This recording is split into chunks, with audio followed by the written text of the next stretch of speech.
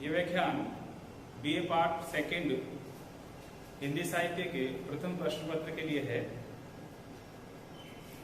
BA second year में हिंदी साहित्य के अंतर्गत रीतिकाल को लिया गया है और रीतिकाल में जो तीन प्रकार के कवि, तीन प्रकार की धाराएं, जो तीन प्रकार के भेद बताए गए हैं, रीतिबद्ध, रीतिसिद्ध, रीतिमुक्त। रीतिबद्ध में जो कवि हैं वो कविताएं भी करते हैं, लक्षण ग्रंथ भी लिखते हैं और जो रीति के नियम हैं उनको दूसरे कवियों के लिए बताते हैं कविता कैसे की जाती है।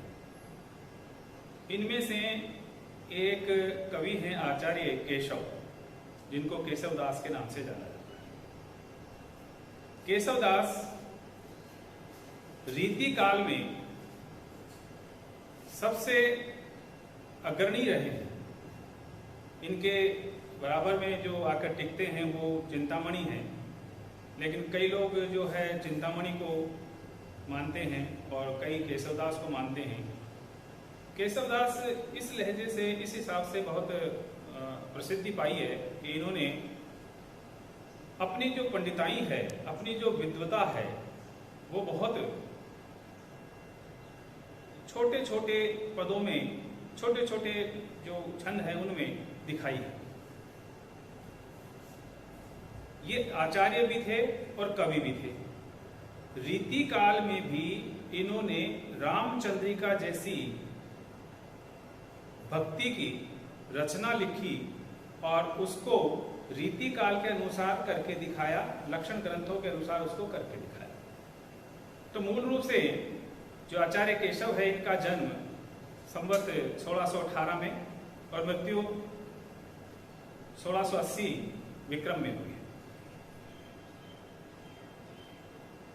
इनके जो वंशज हैं वो ब्रज और राजस्थान के देहली डीग मार्ग पर जो कुम्हेर गांव है वहाँ के माने जाते हैं और इनके जो पूर्वज हैं वो रुद्र प्रताप और ओरछा नरेशों के आश्रय में रहे हैं। केशव इतने विद्वान थे और इनका जो कुल है वो भी इतना विद्वान था कि कहते हैं, स्वयं कवि ने कहा है कवि प्रिया में कि भाषा बोली न जाने ही जिनके कुल के दास, भाषा कवि भो मंदमती ते ही कुल केशवदास। जिनकी जो भाषा, जो कुल के जो दास हैं वो भी नहीं बोलना जानते हैं, उस भाषा में मैं काव्य रचना कर रहा हूं। तो इस तरह से इन्होंने जो है काव्य रचनाएं की। केशव को कठिन काव्य का प्रेत भी कहा जाता है। इसलिए कहा जाता है कि केशव के काव्य में, इनके पदों में एक ही पद में चार चार अर्थ समाहित हैं।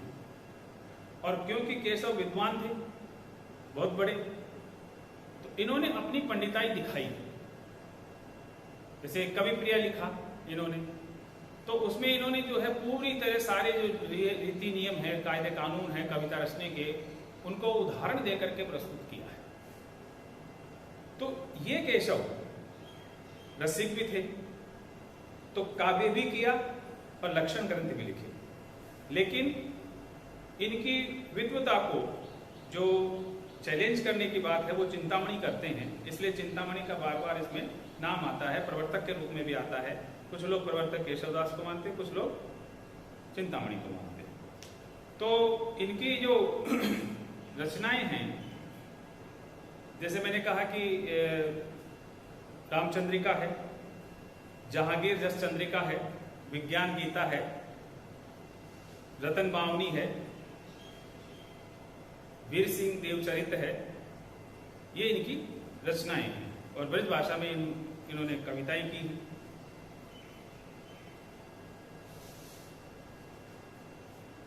जो विद्वान इनके बारे में कहते हैं, उनका ये कहना है कि रीति के मान्य विद्वानों द्वारा ये बात बार बार दोहराई गई है कि जिन संस्कृत ग्रंथों के आधार पर केशव ने लिया या जो काव्य सिद्धांत उन्होंने अपनाया, उसका अनुकरण परवर्ती जो रीतिकालीन कवि हैं उनके द्वारा नहीं हुआ है।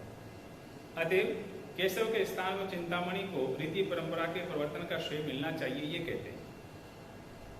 परंतु चिंतामणि का व्यक्तित्व केशव की अपेक्षा बहुत कम प्रभावशाली था। यानी चिंतामणि का जो व्यक्तित्व है केशव की तुलना में बहुत कम था। रीति काव्य के प्रति एक विशिष्ट मानसिक वातावरण के निर्माण में केशव का स्थान चिंतामणि की अपेक्षा कहीं अधिक ऊंचा और उन्नत है। अतः केशवदास आचार्य कवि दोनों ही रूप में अपने और अपने बाद के युग के लिए एक प्रेरक शक्ति के रूप में रहे हैं। भले ही स्वतंत्र रूप से उनका महत्व इतना अधिक न हो, लेकिन काव्य के रूप में, लक्षण ग्रंथों के रूप में, उनकी विद्वता के रूप में इनका कोई सानी नहीं है। अब अपन इनके जो रचनाएं हैं अपने पाठ्यक्रम में संकलित जो पद दिए गए हैं उनमें पहला जो पद है वो है रामचंद्रिका से श्री राम वंदना। देखिए किस तरह से भक्ति काल में आपने भक्ति की जो रचनाएं देखी, वहाँ अपने इष्ट देव की स्तुतियां देखी हैं, मंगलाचरण देखे हैं, लेकिन एक अलग जो तरीका है केशव का वो देखिए कैसे है।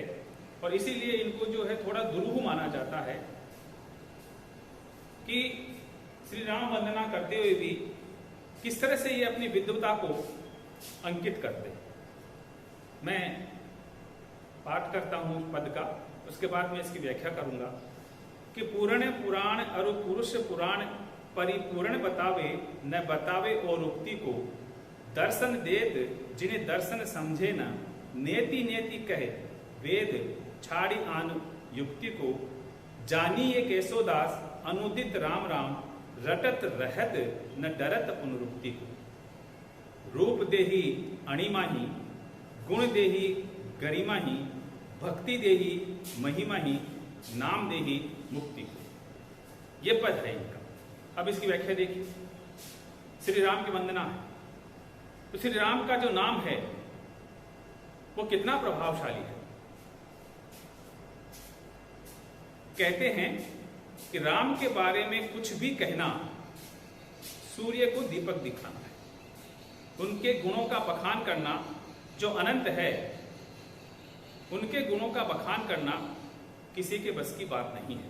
लेकिन फिर भी मैं कहता हूं कि पूर्ण पुराण संपूर्ण पुराण 18 पुराण, संपूर्ण 18 पुराण जो ईश्वर के बारे में व्याख्यायित करते हैं, ईश्वर की सत्ता को, ईश्वर के निमित्त को व्याख्यायित करते हैं, वो पुरुष पुराण और पुरोधा पुरुष, श्लाघा पुरुष जो आध्यात्मिक क्षेत्र में अपना नाम कर चुके हैं, जो ब्रह्म के क्षेत्र में ब्रह्म को जानने के लिए जो है अपना नाम रोशन कर चुके हैं, ऐसे पुरोधा पुरुष, संपूर्ण पुराण और पुरोधा पुरुष क्या बताते हैं राम को?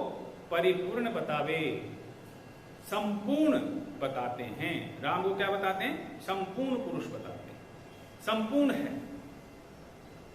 न बतावे और उक्ति को, और कोई बात, कोई कथन, कोई उक्ति दूसरी उनके बारे में कहते ही नहीं है। केवल ईश्वर के बारे में, राम के बारे में, परम तत्व के बारे में जो राम को मानते हैं वो ये कहते हैं कि राम संपूर्ण है, परिपूर्ण है। दर्शन देत, और जब वो अवतार लेते हैं, दर्शन देना, अवतार लेकर के आपको जो है दर्शन देना। राम के रूप में उन्होंने, ब्रह्म ने अवतार लिया, आपको दर्शन दिए। तो दर्शन देत, जो अवतार लेते हैं, अवतार लेकर जो लीलाएं करते हैं, जिन्हें दर्शन समझे ना, उनकी लीलाओं को तो दर्शन शास्त्र भी नहीं समझ सकते। जो दर्शन शास्त्र व्याख्या करते हैं परम तत्व की, वो उस परम तत्व को दर्शन शास्त्र भी नहीं समझते। उनकी लीलाओं को मानव के रूप में अवतार लेकर जो लीलाएं करते हैं, अद्भुत लीलाएं करते हैं, उनको वो दर्शन शास्त्र भी व्याख्यायित नहीं कर सकते। और क्या कहते हैं दर्शन, क्या कहते हैं षट दर्शन, क्या कहते हैं? नेति नेति कहे वेद छाड़ आन उक्ति को। नेति नेति, अनंत है, अनंत है, नेति नेति, अनंत है, अनंत है, जिसका कोई और छोर नहीं है। और इतना कह करके वेद भी अपनी मर्यादा को, अपनी आन को, अपनी शान को बचा लेते हैं। वेद क्या कहते हैं राम के बारे में? नेति नेति, अनंत है, अनंत है। जानिए केशवदास।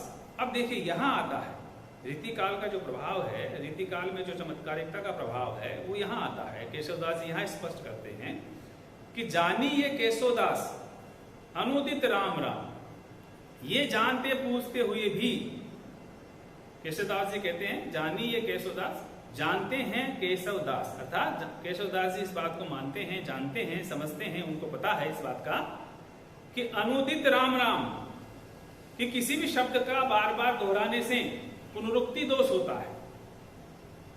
भक्ति में किस बात की क्या बात आई? लक्षण ग्रंथ।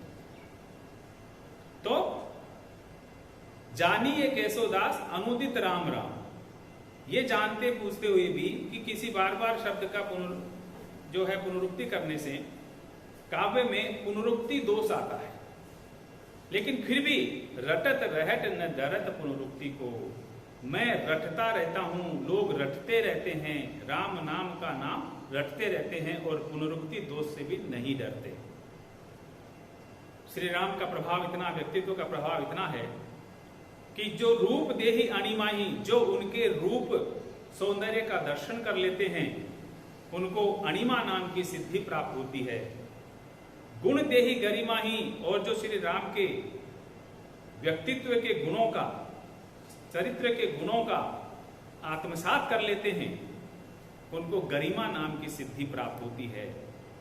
और भक्ति देही महिमाही, और जो राम की भक्ति करते हैं उनको महिमा नाम की सिद्धि प्राप्ति होती है, उनकी प्रसिद्धि होती है, उनको लोक में सब जानते हैं और वो प्रसिद्ध हो जाते हैं। तो भक्ति गरिमा नाम, भक्ति महिमा नाम की सिद्धि प्रदान करती है। नाम देही मुक्ति को, और सबके अंत में कहते हैं कि जो इनका नाम रटते हैं, जो इनके नाम और इनके गुणों को आत्मसात कर लेते हैं उनको इस संसार के आवाजाही से मुक्ति प्रदान हो जाती है, अर्थात मोक्ष को प्राप्त हो जाते हैं। इस तरह से रामचंद्रिका में केशवदास राम की वंदना करते हैं और वंदना जो भक्ति करते करते राम के बारे में बताते बताते अपने काव्य के ज्ञान को भी यहाँ उजागर कर देते हैं।